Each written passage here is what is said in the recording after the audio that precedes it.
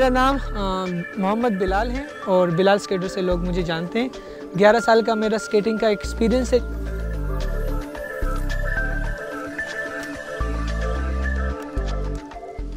Starting में कि जितनी मुश्किलात मुझे भी, मेरे टीचर कोई नहीं है जितना मुश्किलात मुझे भी, मैं चाहता हूँ कि किसी बच्चे को इतना मुश्किलात का सामना ना करना पड़े, इसलिए हम यहाँ पर बच्चों को स्केटिंग सिखाते हैं। और ये एक हेल्दी एक्टिविटी है जिससे बच्चे जो है ना ज़हनी और जिस्मानी तौर पर मजबूत होते हैं। जब आप लोग जंप करते हैं, बॉडी को बेंड करने, हाथ लाइन पे आप लोग 1 2 जंप करो।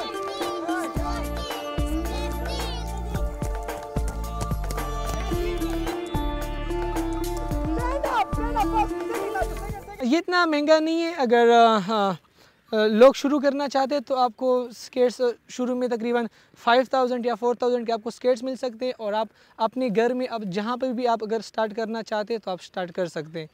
लेकिन बग़ैर सेफ्टी गेयर्स के ये स्केटिंग करना बहुत ख़तरनाक है।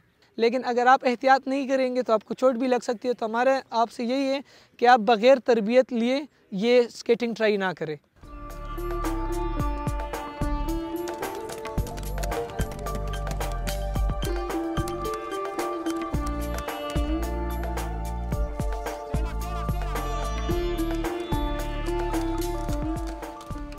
मेरा शौक़ ऐसा पैदा हुआ कि मैं अपनी छोटी बहन को लेके आया तो देखा कि यहाँ पे लोग स्केटिंग वगैरह कर रहे हैं, तो मुझे देखा कि मैंने कहा ट्राई करते हैं कि क्या होता है, ज़िंदगी एक दफ़ा ही मिलती है, इसमें ट्राई कर लेते हैं। फिर मैंने खेलना शुरू किया। फिर मैं मोस्टली वीडियो गेम्स खेलता हूँ तो उससे मैं दूर हट गया, रोलर स्केटिंग में शुरू हो गया, एक्सरसाइज भी हो जाती है।